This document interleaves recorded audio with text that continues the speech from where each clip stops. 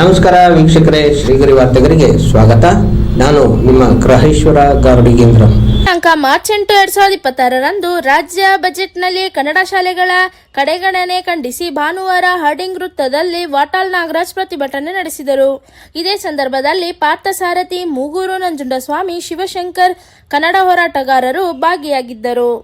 ಕನ್ನಡ ಕನ್ನಡ ಕನ್ನಡ ಮಾಧ್ಯಮ ಕನ್ನಡ ಮಾಧ್ಯಮ ಕನ್ನಡ ಮಾಧ್ಯಮ ಕನ್ನಡ ಮಾಧ್ಯಮ ಕನ್ನಡ ಮಾಧ್ಯಮ 12 ಬಂದ್ 12 ಬಂದ್ 12 ಬಂದ್ ಕನ್ನಡ ಮಾಧ್ಯಮ ಬಂದ್ 12 ಕನ್ನಡ ಮಾಧ್ಯಮ ಬಂದ್. ಮೊನ್ನೆ ಮಾನ್ಯ ಮುಖ್ಯಮಂತ್ರಿಗಳು ಆಯವ್ಯಯವನ್ನ ಮಂಡಿಸಿದ್ದಾರೆ. ನಮ್ಮ ರಾಜ್ಯ ಕನ್ನಡ ರಾಜ್ಯ. ಎಲ್ಲಾದರೂ ಇರು, ಎಂತಾದರೂ ಇರು, ಎಂದೆಂದಿಗೂ ನೀ ಕನ್ನಡವಾಗಿರು. ಆರಂಭದಲ್ಲಿ ರಾಜ್ಯದ ಪುನರ್ವಿಂಗಡಣೆಯ ಮುಂಚೆ ಉದಯವಾಗಲಿ ಚೆಲುವ ಕನ್ನಡ ನಾಡು, ಉದಯವಾಗಲಿ ಚೆಲುವ ಕನ್ನಡ ನಾಡು ಪಿ ಕಾಳಿಂಗರಾವ್ ಹಾಡ್ತಾ ಇದ್ರು.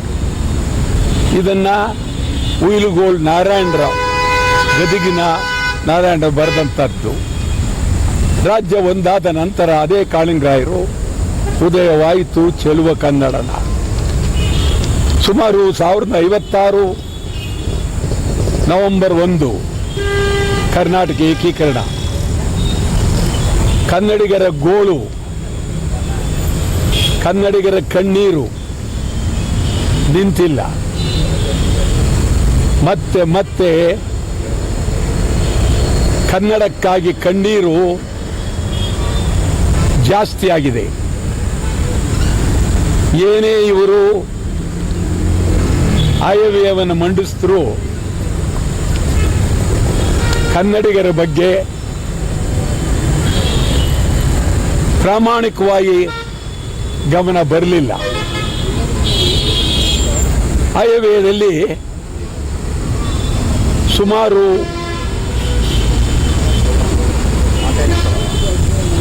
8,000 ಪಬ್ಲಿಕ್ ಇಂಗ್ಲಿಷ್ ಶಾಲೆ, 8,800 ಪಬ್ಲಿಕ್ ಇಂಗ್ಲಿಷ್ ಶಾಲೆ ಆರಂಭ ಮಾಡೋದಕ್ಕೆ 3,900,000 ಹಣವನ್ನ ಇಟ್ಟಿದ್ದಾರೆ. 800 ಇಂಗ್ಲಿಷ್ ಶಾಲೆಗಳಿಗೆ 3,900 ಕೋಟಿ ರೂಪಾಯಿ ಹಣ ಇಟ್ಟಿದ್ದಾರೆ. ಯಾವ ರಾಜ್ಯ ಇದು? ಕನ್ನಡ ರಾಜ್ಯ. ಸುಮಾರು 30 ವರ್ಷದಿಂದ ಕನ್ನಡ ಮಾಧ್ಯಮ ಶಾಲೆಗಳಿಗೆ ಒಂದು ಬಿಡುಗಾಸು ಕೊಟ್ಟಿಲ್ಲ. ಕನ್ನಡ ಮಾಧ್ಯಮ ಶಾಲೆ ಅಂದರೆ ಅದೇನೋ ಭಿಕ್ಷುಕರ ಶಾಲೆ ಇದ್ದಂಗೂ, ಆ ಶಾಲೆಯ ಬಗ್ಗೆ ಗಮನವೇ ಇಲ್ಲದೆ ಅವಹೇಳನ ಮಾಡಿ ಕನ್ನಡ ಅಂದರೆ ಮೂಗು ಮುರಿಯೋ ರೀತಿ ತೀರ್ಮಾನ ಆಗಿರೋದು ಇದು ಗೌರವವಲ್ಲ. 30 ವರ್ಷದಿಂದ ಕನ್ನಡ ಶಾಲೆಗಳಿಗೆ ಹಣ ಕೇಳ್ತಾ ಭಿಕ್ಷೆ ಕೇಳ್ತಾ ಇದ್ದಾರೆ. ನೀವು ಯಾವ್ಯಾವುದಕ್ಕೋ ಕೊಡ್ತಾ ಇದ್ದೀರಿ, ಕನ್ನಡಕ್ಕೆ ಕೊಡಲ್ಲ ಅಲ್ವಾ? ಕನ್ನಡಿಗರಿಗೆ ಕೊಡಲ್ಲ ಅಲ್ವಾ? ಕನ್ನಡ ಶಾಲೆಗಳಿಗೆ ಕೊಡಲ್ಲ ಅಲ್ವಾ? ನಿಮ್ಮ ಮಕ್ಕಳು ಕನ್ನಡ ಶಾಲೆಯಲ್ಲಿ ಓದೋದಿಲ್ಲ. ಕನ್ನಡ ಶಾಲೆಗಳನ್ನು ಉಳಿಸಬೇಕಾಗಿದೆ. ಕನ್ನಡ ಶಾಲೆಗಳ ಪರಿಸ್ಥಿತಿ ನರಕ. ಕನ್ನಡ ಶಾಲೆಗಳು ಮಳೆಯಿಂದ ನೆನೆದು ನೆನೆದು ಮಕ್ಕಳ ಬಟ್ಟೆ ನೆನೆಯುತ್ತದೆ. ಶೌಚಾಲಯ ಇಲ್ಲ, ಉಚ್ಚೆ ಉಯ್ಯಕ್ಕೆ ಜಾಗ ಇಲ್ಲ. ಕನ್ನಡ ಶಾಲೆಗಳಲ್ಲಿ ಉಚ್ಚೆ ಉಯ್ಯಕ್ಕೆ ಜಾಗ ಇಲ್ಲ. ಏನು ಸಿದ್ದರಾಮಯ್ಯನವರೇ, ನೀವು ಕನ್ನಡದ ಬಗ್ಗೆ ಮಾತನಾಡ್ತೀರಿ, ಎಲ್ಲಿದೆ? ಎಲ್ಲಿ ಕೊಟ್ಟಿದ್ದೀರಿ? ಏನು ಹಣೆ ಬರ ಇದು? ರಾಜ್ಯದಲ್ಲಿ ಕನ್ನಡ ಶಾಲೆಗಳ ಪರಿಸ್ಥಿತಿಯನ್ನು ನೀವು ನೋಡಿ. ಆ ಮಕ್ಕಳು ನೋವು ಪಡ್ತಾ ಇದ್ದಾರೆ, ನರಳ್ತಾ ಇದ್ದಾರೆ.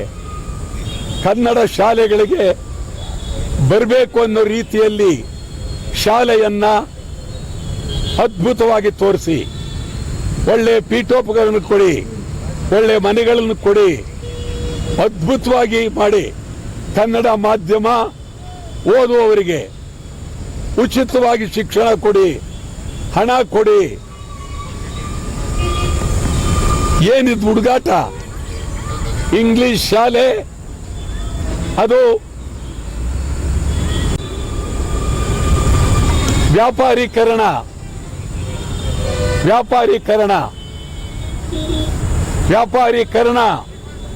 ಖಾಸಗಿ ಶಿಕ್ಷಣ ಸಂಸ್ಥೆಗಳು ಒಂದಾದರೂ ಕನ್ನಡ ಮಾಧ್ಯಮ ಶಾಲೆ ತೆಗೆದಿಲ್ಲ. ಅವರು ಸಂಪೂರ್ಣ ಕನ್ನಡ ಶಾಲೆಯನ್ನ ಕಡೆಗಣಿಸಿದ್ದಾರೆ.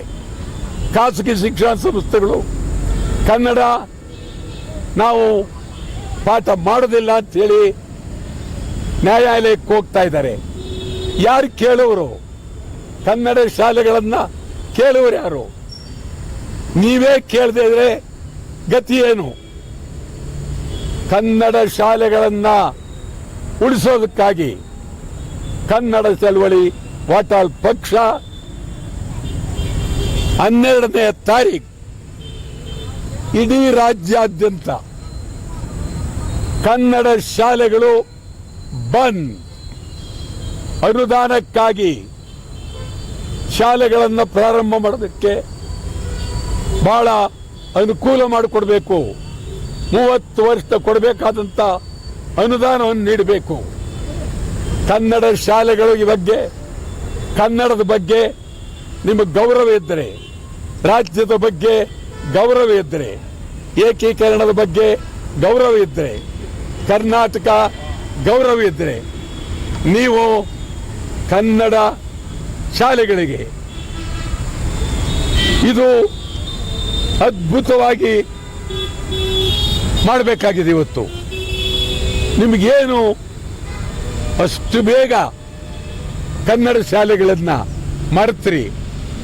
ನೀವು ಇಂಗ್ಲಿಷ್ ಶಾಲೆಗಳಿಗೆ 3,900 ಕೋಟಿ. ನಾನೇನು ಅದನ್ನು ವಿರೋಧ ಮಾಡ್ತಿಲ್ಲ, ಆದರೆ ನೀವು ಕನ್ನಡ ಶಾಲೆಗಳನ್ನ ಮರೆತುಬಿಟ್ರಿ. ರಾಷ್ಟ್ರಕವಿ ಕುವೆಂಪು ಬಾರಿಸು ಕನ್ನಡ ಡಿಂಡಿಮವ, ಓ ಕರ್ನಾಟಕ ಹೃದಯ ಶಿವ, ಈ ನಾಡನ್ನ ಕಟ್ಟಿದಂತ ಸಾಹಿತಿಗಳು, ಕವಿಗಳು, ಬರಹಗಾರರು, ಅಭಿಮಾನಿಗಳು ಎಲ್ಲರಲ್ಲೂ ನಾನು ನಿಮ್ಮ ಗಮನಕ್ಕೆ ತರ್ತಾ ಇದ್ದೇನೆ. ಕನ್ನಡ ಹೋಗ್ತಾ ಇದೆ, ಕನ್ನಡಕ್ಕೆ ಬೆಂಕಿ ಬಿದ್ದಿದೆ, ಕನ್ನಡಕ್ಕೆ ಬೆಂಕಿ ಬಿದ್ದಿದೆ, ಹೋಗ್ತಾ ಇದೆ. ಕನ್ನಡ ಉಳಿಸಿ, ಕನ್ನಡ ಬೆಳೆಸಿ. 12ನೇ ತಾರೀಕು ಇಡೀ ರಾಜ್ಯದ ಪ್ರತಿ ಹಳ್ಳಿ, ಊರು, ಎಲ್ಲ ಕಡೆ ಕನ್ನಡ ಉಳಿಸಿ, ಕನ್ನಡ ಮಾಧ್ಯಮ ಶಾಲೆಗಳನ್ನ ಉಳಿಸಿ. ಇದಕ್ಕಾಗಿ 12ನೇ ತಾರೀಕು ಬೆಳಗ್ಗೆಯಿಂದ ಸಂಜೆವರೆಗೆ ಕಣ್ಣೀರಿನ ಕಥೆಯನ್ನು ಹೇಳುವುದಕ್ಕೆ ಕನ್ನಡ ಶಾಲೆಗಳನ್ನ ಬಂದ್ ಮಾಡ್ತೀವಿ. ಕನ್ನಡ ಶಾಲೆಯ ಒಕ್ಕೂಟಗಳು, ಕನ್ನಡ ಶಾಲೆಯ ಸಂಘ ಸಂಸ್ಥೆಗಳವರು, ಕನ್ನಡ ಶಾಲೆಗಾಗಿ ಹೋರಾಟ ಮಾಡ್ತಾ ಇರೋರು 12ನೇ ತಾರೀಕು ಸಂಪೂರ್ಣ ಬೆಂಬಲವನ್ನು ಕೊಡಬೇಕು. ಈಗಾಗಲೇ ಬೀದರ್ನಿಂದ ರೇವಣ ಸಿದ್ದಪ್ಪ ಮುಂಚೂಣಿಲಿರ್ತಕ್ಕಂಥ ಒಬ್ಬ ವ್ಯಕ್ತಿ, ಇವರೆಲ್ಲರೂ ಬಹಳ ಗಮನವನ್ನು ಹರಿಸ್ತಾ ಇದ್ದಾರೆ, ನಿಂತಿದ್ದಾರೆ. ನಾವು ಮೊದಲನೇ ಹಂತ 12ನೇ ತಾರೀಕು ಇಡೀ ರಾಜ್ಯಾದ್ಯಂತ ಕನ್ನಡ ಶಾಲೆಗಳಿಗಾಗಿ, ಕನ್ನಡ ಮಾಧ್ಯಮಕ್ಕಾಗಿ, ಅನುದಾನಕ್ಕಾಗಿ, ಹೊಸದಾಗಿ ಶಾಲೆ ಪ್ರಾರಂಭಕ್ಕಾಗಿ ಹಣ ಕೊಡಬೇಕು ಅಂತೇಳಿ 12ನೇ ತಾರೀಕು ಬೆಳಗ್ಗೆ 10 ಗಂಟೆಯಿಂದ ಸಂಜೆ 6 ಗಂಟೆವರೆಗೆ ಕನ್ನಡ ಮಾಧ್ಯಮ ಶಾಲೆಗಳು ಬಂದ್ ಬಂದ್ ಬಂದ್. ರೇಷ್ಮೆ ಕಾರ್ಖಾನೆ ಇದೊಂದು ಹಳೆಯ ಕಾರ್ಖಾನೆ, ಇತಿಹಾಸ ಪ್ರಸಿದ್ಧವಾದಂಥ ಕಾರ್ಖಾನೆ. ನಾನು ನೋಡಿದ್ದೇನೆ, ಅದ್ಭುತವಾದ ಕಾರ್ಖಾನೆ. ಆ ಕಾರ್ಖಾನೆಯನ್ನ ಒಡೆದು 5 ಎಕರೆ ಜಾಗವನ್ನ ಅಲ್ಲಿ ಆಟದ ಮೈದಾನ ಮಾಡಬೇಕು ಅಂತ, ಒಂದು 300 ಮರಗಳನ್ನು ಕಡಿಬೇಕು ಅಂತ. ಮರಕ್ಕೇನಾದರೂ ಕೊಡ್ಲಿ ಹಾಕಿದರೆ ಹುಷಾರ್, ಎಚ್ಚರಿಕೆ. ಬೀದಿಯಲ್ಲಿ ನಿಲ್ತೇವೆ ಅಂದ್ರೆ ಕ್ರೀಡಾಂಗಣ ಮಾಡೋದು ಬೇಡ ಅಂತನಾ? ಮಾಡೋಕ್ ಕೂಡ್ದು ಮಾಡ್ಕೊಳ್ಳಿ ಅವರು, ನಾವೇನು ವಿರೋಧ ಇಲ್ಲ. ಬೇರೆ ಕಡೆ 5 ಎಕರೆ ಯಾಕೆ 10 ಎಕರೆ ತಗೊಂಡು ಒಳ್ಳೆ ಸ್ಟೇಡಿಯಂ ಮಾಡಿ ಅಲ್ಲಿರ್ತಕ್ಕಂಥ ಆಟಗಾರರಿಗೆ ಒಳ್ಳೆ ಅನುಕೂಲ ಮಾಡಲಿ. ನಾನು ಬೆಂಬಲ ಕೊಡ್ತೀನಿ, ನಾನು ತೋರಿಸ್ತೇನೆ. ತಗೊಳ್ಳಿ ಜಮೀನು, 10 ಎಕರೆ ಜಮೀನು ಸರ್ಕಾರ ತಗೊಳ್ಳಿ, ಮಾಡಲಿ. ಈ ಹಳೆ ರೇಷ್ಮೆಯನ್ನ ಮಾರಬಾರ್ದು. ಪಟ್ಟಣದ ಒಳಗಡೆ ಇಲ್ವಲ್ಲ ಸರ್, ಅಲ್ಲಿ ಪಟ್ಟಣದೊಳಗೆ ಸೂಕ್ತ ಜಾಗ ಇಲ್ಲ ಅಂತ ಅವರು ಏನಿಲ್ಲ, ಪಟ್ಟಣದಲ್ಲಿ ಇರಬೇಕು ಅಂತ ಏನಿಲ್ಲ. ಅದ್ಭುತವಾಗಿ ಹೊರಗಡೆ ಸುಂದರವಾದ ಜಾಗ ತಗೊಂಡು ಅಲ್ಲಿಂದ ನೀವು ಬಸ್ಗಳನ್ನು ವ್ಯವಸ್ಥೆ ಮಾಡಿ ಹೋಗಿ ಬರೋದಕ್ಕೆ ಸುಂದರವಾಗಿ ಒಂದು 100 ಕೋಟಿ ಖರ್ಚು ಮಾಡಿ ಒಂದು ಸ್ಟೇಡಿಯಂ ಮಾಡಿ ಅಲ್ಲಿ ಉಳಿಸಿ. ಈ ಒಂದು ರೇಷ್ಮೆ ಉದ್ಯಮ ಅದು ಹಳೆ ಕಾಲದ್ದು, ಟಿಪ್ಪು ಸುಲ್ತಾನ್ ಕಾಲದ್ದು ವೈಭವ, ಇಡೀ ಬೇರೆ ದೇಶದಿಂದ ಬಂದಂತಹದ್ದು ಅದ್ಭುತ. ಇವತ್ತು ಮೈಸೂರು ಸಿಲ್ಕ್, ಮೈಸೂರು ಸಾಬೂನ್, ಇವೆಲ್ಲ ಮೈಸೂರು ಪಾಕ್, ಇವೆಲ್ಲ ಮೈಸೂರಿನ ಇತಿಹಾಸವನ್ನ ತರ್ತಕ್ಕಂಥದ್ದು. ನೀವು ಮೈಸೂರು ಪಾಕ್ ತೆಗೆದು ಬೆಲ್ಲ ಮಾಡ್ತೀವಿ ಅಂತ ಹೇಳಿದ್ರೆ ಮೈಸೂರು ಬೆಲ್ಲ ಅಂತ ಕರೆಯಕ್ಕಾಗಲ್ಲ, ಮೈಸೂರು ಪಾಕ್ ಅಂತ ಕರೆದ್ರೆ ಅದಕ್ಕೆ ರುಚಿ. ಆ ದೃಷ್ಟಿಯಿಂದ ನಾನು ಹೇಳ್ತೇನೆ, ಟಿ ನರಸೀಪುರದ ಜನರಲ್ಲಿ ಈ ಮೋಸಕ್ಕೆ ಕೈ ಹಾಕಬೇಡಿ. ಒಳ್ಳೆ ಆಟ ಮೈದಾನ ಬೇಕು, ಈ ಇಲ್ಲಿ ಮೈದಾನ ಬೇಡ. ರೇಷ್ಮೆ ಬರೀ ಟಿ ನರಸೀಪುರ ಒಂದೇ ಅಲ್ಲ, ಟಿ ನರಸೀಪುರ, ಚಾಮರಾಜನಗರ, ಚನ್ನಪಟ್ಟಣ, ರಾಮನಗರ ಮತ್ತು ಕುಣಗಲ್ ಎಲ್ಲ ಕಡೆ ರೇಷ್ಮೆ ಉಳಿಬೇಕು. ಸುಮಾರು ಸಾವಿರಾರು ಕೋಟಿ ರೂಪಾಯಿ ಖರ್ಚು ಮಾಡಿ ರೇಷ್ಮೆ ಕಟ್ಟಡಗಳನ್ನ ಕಟ್ಟಿ ಅಲ್ಲಿ ಈಗ ನಾಯಿಗಳು, ಹಂದಿಗಳು ಜೀವ ಮಾಡತಕ್ಕಂಥ ಕೆಲಸ ಆಗಿದೆ.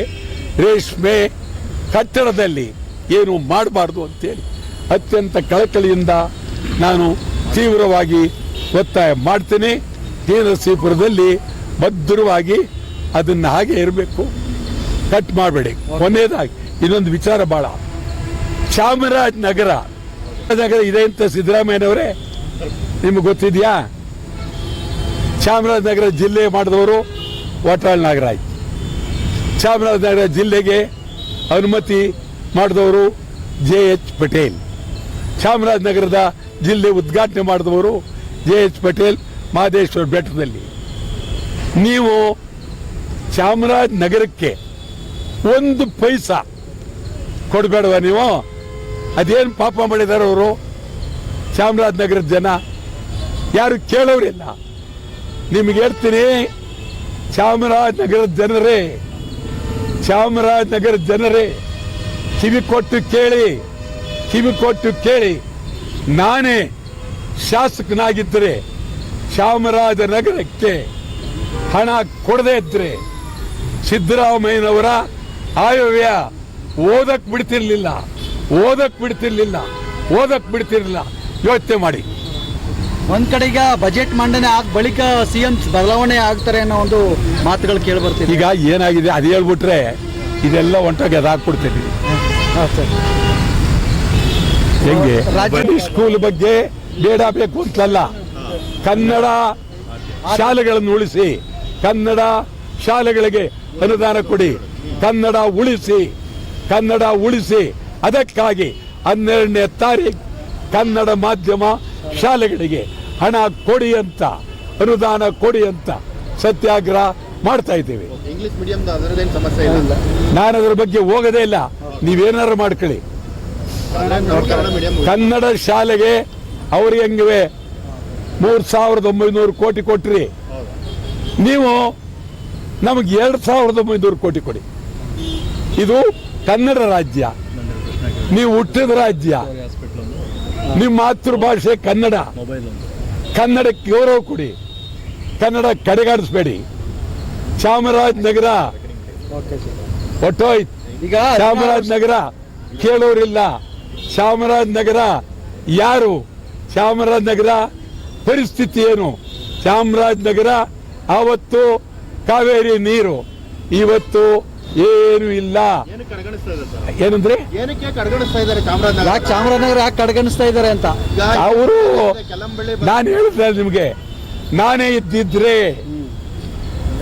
ನಾನೇ ಶಾಸಕನಾಗಿದ್ದರೆ ಚಾಮರಾಜನಗರಕ್ಕೆ ಹಣ ಕೊಡದೇ ಇದ್ರೆ ಆಯವ್ಯಯ ಮಂಡನೆಗೆ ಸಿದ್ದರಾಮಯ್ಯನವರಿಗೆ ಬಿಡ್ತಿರ್ಲಿಲ್ಲ. ನನಗೆ ಬೇಕಾದವರೇ ಸಿದ್ದರಾಮಯ್ಯ, ನನ್ನ ಸ್ನೇಹಿತರೆ. ಅದೇ ಬೇರೆ, ಸ್ನೇಹನೇ ಬೇರೆ, ನೆಂಟಸ್ಥಾನದೇ ಬೇರೆ, ಚಾಮರಾಜನಗರದೇ ಬೇರೆ. ಹಾಗಾದ್ರೆ ಪುಟ್ಟರಂಗ ಶೆಟ್ಟಿ ವಿಫಲರಾಗಿದ್ದಾರ ಇದ್ರ ತರ? ನಾನು ಪುಟ್ಟರಂಗ ಶೆಟ್ಟಿ ಬಗ್ಗೆನೂ ಮಾತಾಡಲ್ಲ, ಯಾರ ಬಗ್ಗೆನೂ ಮಾತಾಡಲ್ಲ. ಚಾಮರಾಜನಗರ ಕಡೆಗಾಡಿಸ್ತರು. ಚಾಮರಾಜನಗರ ಕಾಲ್ ಕಸತ್ತರ ಕಂಡಿದ್ದಾರೆ. ಈಗ ಚಾಮರಾಜನಗರ ಜನಕ್ಕೆ ಒಂದು ಒಳ್ಳೆ ಮನೆ ಇಲ್ಲ, 2ನೇ ಹಂತ ಕಾವೇರಿ ನೀರಿಲ್ಲ, ಹಾಳಾಗೋಯ್ತು. ಏನ್ ಮಾಡ್ಬೇಕು? ನೀವು ಅವರು ಯಾರೋ ಓಟ್ ಕೊಟ್ಬಿಟ್ಟು ಇದಕ್ಕೆ ಶಾಲಾ ಮಕ್ಕಳಿಗೆ ಸಾಮಾಜಿಕ ಜಾಲತಾಣವನ್ನ ನಿಷೇಧ ಮಾಡಬಾರ್ದು. ಯಾಕೆ? ಸತ್ತೋಯ್ತವೆ. ನೀವು ಮನೆ ಕಿತ್ಕೊಂಡ್ಬಿಟ್ರೆ, ನೀವು ಅಪ್ಪ ಮುಂದಿಗೆ ಒದಿತವೆ, ಮನೆ ಬಿಟ್ಟು ಓಡೋಯ್ತವೆ. ಅವ್ರು ಹಿಡಿತೀರ, ನೀವು ಅವ್ರು ಹಿಡ್ಕೊತೀರ ಅವ್ರನ್ನ. ನೀವು ಮಕ್ಳು ಈಗಲೇ ಮಕ್ಕಳು ಅಯ್ಯೋ ಅಂತೀವಿ ನಾವು, ಮಕ್ಕಳು ಕೊಡೋ ಅಂತಾರೆ. ನೀವು ಏನೋ ದೊಡ್ಡ ಉದ್ಧಾರ ಮಾಡ್ಬಿಡ್ತೀರಾ. ಆಯ್ತು, ನಿಮ್ಮ ಮನೆಗೆ ಬರ್ತವೆ ಮಕ್ಕಳು, ಮಕ್ಕಳು ಬಂದು ತಂದೆ ಹತ್ರ ತಾಗತ್ತವೆ. ಏನ್ ಮಾಡ್ತೀರಿ ನೀವು? ಹೊಡಿತೀರಾ? ಹೊಡಿತೀರ ಮಕ್ಕಳನ್ನ? ಇಲ್ವೇ ಇಲ್ಲ. ನಾನು ಮಕ್ಕಳ ಪರ ಇದ್ದೀನಿ, ಧೈರ್ಯವಾಗಿರಿ. ಯಾವ ಕಾರಣಕ್ಕೂ ಮಕ್ಕಳು ಈ ಒಂದು ಸಾಮಾಜಿಕ ಜಾಲತಾಣವನ್ನ ನಿಷೇಧ ನಾನು ಒಪ್ಪೋದಿಲ್ಲ. ನಿಷೇಧ ಮಾಡಿದ್ರೆ ಭಾರಿ ಹೋರಾಟ. ನಿಮ್ಗೆ ಹೇಳ್ತೀರಿ ಒಂದು ಆಯ್ತು. ಈಗ ಆ ಮಕ್ಕಳು ಫೋನ್ ತಗೊಂಡ್ರು ಅಂತ ಇಟ್ಕೊಳ್ಳಿ, ಏನ್ ಮಾಡ್ತೀರಿ ನೀವು? ಕೇಸ್ ಹಾಕ್ತೀರಾ? ಜೈಲ್ಗೆ ಹಾಕ್ತೀರಾ? ನಿಮ್ಮ ತಂದೆ ಫೋನ್ ತಗೊಂಡ್ರು, ತಂದೆ ಕಂಪ್ಲೇಂಟ್ ಕೊಡ್ತೀರಾ? ತಾಯಿ ಫೋನ್ ತಗೊಂಡ್ರು, ತಾಯಿ ಕಂಪ್ಲೇಂಟ್ ಕೊಡ್ತಾರ? ನನ್ನ ಮಗನ ಹಿಡ್ಕೊಳ್ಳಿ ಅಂತ ಯಾರು? ಇದೆಲ್ಲ ಸುಮ್ಮನೆ ಕೆಲಸ. ನೋ, ಬುರುಡೆ. ಬೇಡ. ಮಕ್ಕಳುಗಳು ಇವತ್ತು ಗರ್ಭದಲ್ಲಿರುವ ಮಗು ಸಾಮಾಜಿಕ ಜಾಲತಾಣಕ್ಕೆ ಕಾಯ್ತಾ ಇದೆ.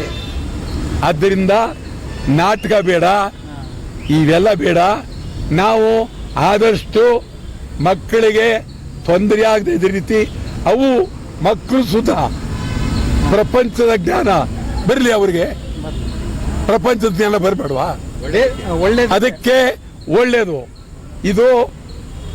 ಇದು ಬರೀ ಕೇವಲ ಈ ಕರ್ನಾಟಕ ಆಂಧ್ರ ಅಲ್ಲ, ಇಡೀ ದೇಶದಲ್ಲೇ ಇದನ್ನ ಮಾಡಿಲ್ಲ.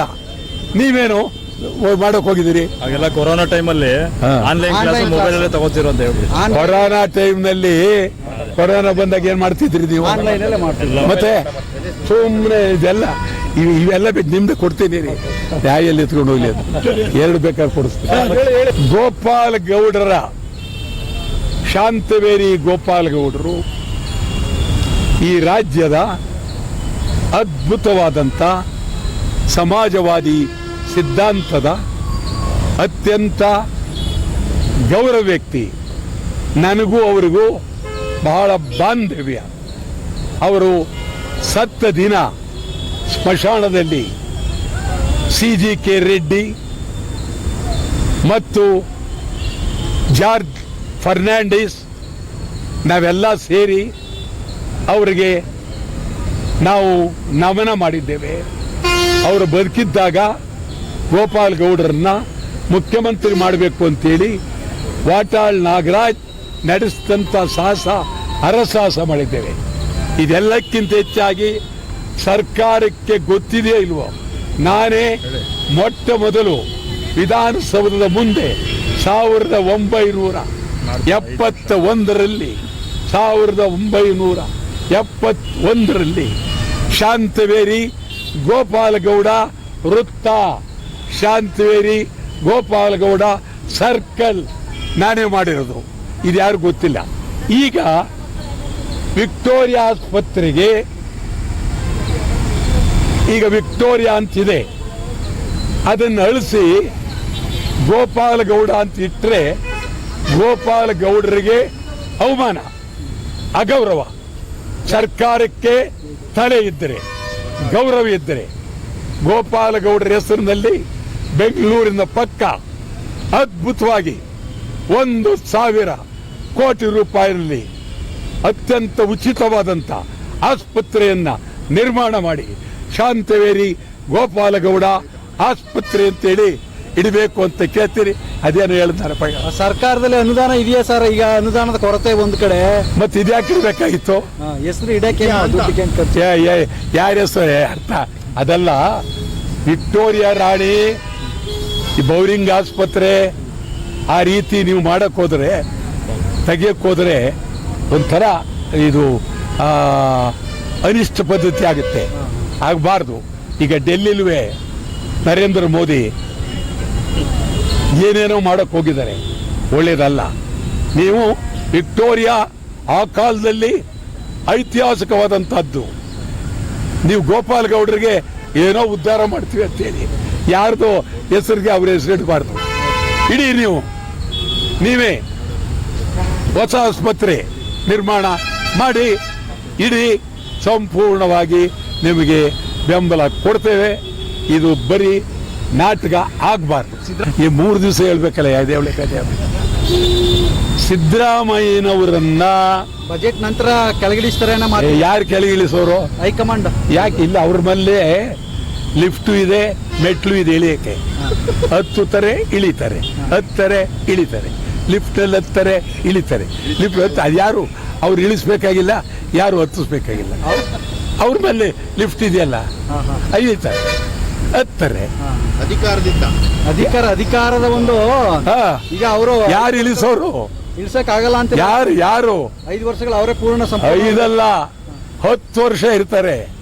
ನಿಮ್ಗೇನ್ ಗೊತ್ತು? ಈಗ ಅವ್ರು 70 ಲೆಕ್ಕ ಹಾಕಿ 78 79 80 ಆಮೇಲೆ ಇದು ಮುಗಿತದೆ. 2028 ಅವರೇ ಅಂತೀರಾ? 100 100 ಸಿದ್ದರಾಮಯ್ಯನ್ರಿ. ಸಿದ್ದರಾಮಯ್ಯನ್ ಬಿಟ್ಟು ಯಾವರಿದಾರ್ರಿ? ಕಾಂಗ್ರೆಸ್ ಇಲ್ಲ, ಯಾರು ಮಾಡ್ಬೇಕ್ರಿ? ತರ್ರಿ ಈ ಎಲ್ಲ ಭ್ರಷ್ಟರು, ತೂ ಆ ಬಿಜೆಪಿಯವರು ಬಾಯಿ ಬಂದು ಎಲ್ಲ ಭ್ರಷ್ಟರು. JDS ನವರು ಅವರೇನು ಆಕಾಶ, ಅವರು ಅಷ್ಟೇ ಭ್ರಷ್ಟರು. ಕಾಂಗ್ರೆಸ್ನಲ್ಲೂ ಭ್ರಷ್ಟರು ಇದ್ದಾರೆ. ಸಿದ್ದರಾಮಯ್ಯ ಹೋದ್ರೆ ಯಾರ್ರಿ ಇವರು? ಬೇರೆ ಮಾತೇ ಇಲ್ಲ. ಸಿದ್ದರಾಮಯ್ಯನ ಉಳಿಸ್ಕೊಂಡ್ರೆ ಕಾಂಗ್ರೆಸ್ಗೂ ಗೌರವ, ಎಲ್ಲಕ್ಕೂ ಗೌರವ. ಭಾರತ ಗೆಲ್ಲೇಬೇಕು. ನ್ಯೂಜಿಲೆಂಡ್ ವಿರುದ್ಧ ಭಾರತ ಗೆಲ್ಲೇಬೇಕು. ನೀವು ನೋಡ್ತೀರಾ ಮ್ಯಾಚ್? ನಾನು ಮೊದಲಿಂದ ನೋಡ್ತೀನಿ. ನನಗೂ ಕ್ರಿಕೆಟ್ ಭಾರಿ ಅವ್ರ ಸಂಬಂಧ ಏನೇನೋ ಇದೆ. ಅದನ್ನೆಲ್ಲ ಈಗ ಹೇಳ್ತಾ ಕೂತ್ಕೊಂಡ್ರೆ ನೀವು ಅದೇನ್ ಕೊಡ್ತಿರೋ ಏನ್ ಬಿಡ್ತಿರೋ ನೋಡೋಣ. ಕ್ರಿಕೆಟ್ ತುಂಬಾ ಇಷ್ಟ. ಒಳ್ಳೇದಾಗ್ಲಿ ಭಾರತಕ್ಕೆ ಅಂತ ವಿಷಯ. ಅಯ್ಯಯ್ಯೋ, ಒಳ್ಳೇದು ಆಗ್ಬಾರ್ದು ಅಂತಾರ. ನಿಮ್ ಪ್ರಶ್ನೆ ಎಂತ ಪ್ರಶ್ನೆ ಇದು? ಈ ಪ್ರಶ್ನೆ ಕೇಳ್ಬೋದಾ? ಇಂಡಿಯಾ ಗೆದ್ದು ಬರಲಿ ಅಂತ ವಿಶ್ ಮಾಡಿ. ಓ, ಭಾರತಕ್ಕೆ ಕ್ರಿಕೆಟ್ ಜಯವಾಗಲಿ, ಭಾರತಕ್ಕೆ ಕ್ರಿಕೆಟ್ ಜಯವಾಗಲಿ. ಬಂದ್ರು ಮತ್ತೆ ಮುಂದಿನ ವಾರ್ತೆಗರಿಯಲ್ಲಿ ಭೇಟಿಯಾಗೋಣ. ಶ್ರೀಗರಿ, ನಿಮ್ಮ ಮನದಾಳದ ಗರಿ. ನಮಸ್ಕಾರ. ಶ್ರೀಗರಿ, ನಿಮ್ಮ ಮನದಾಳದ ಗರಿ. ಶ್ರೀಗರಿ, ನಿಮ್ಮ ಭಾವನೆಗಳ ಗರಿ. ಶ್ರೀಗರಿ, ನಾಡಿನ ಹೆಮ್ಮೆಯ ಗರಿ.